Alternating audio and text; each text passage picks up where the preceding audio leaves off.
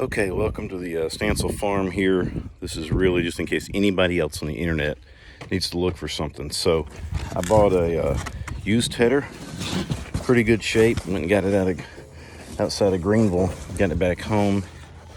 It's the TD 1123 by Frontier. It's a manual 6-fold rear tedder. There are some tines and stuff, got those pretty good from Shoop, but this back axle, a couple of these were bound up pretty bad and I couldn't hardly get them to turn, so I was going to drop this shaft out of here and look at it. So just in case anybody else is ever looking at it to try to do it, you've got a nylon bushing right here and right here.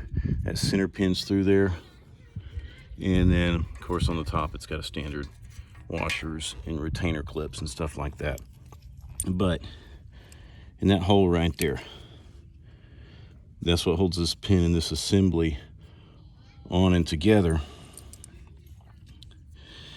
I actually have this pin, and inside of it this pin that hold them in there, and I'll tell you, they were a pain to get out.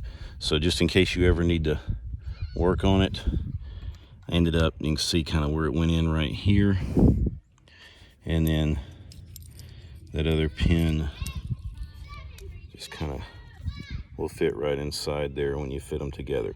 So if you have troubles in that Frontier, that's how I'd take it off. So I'll try to give you some more pictures when it's all done. So thanks again.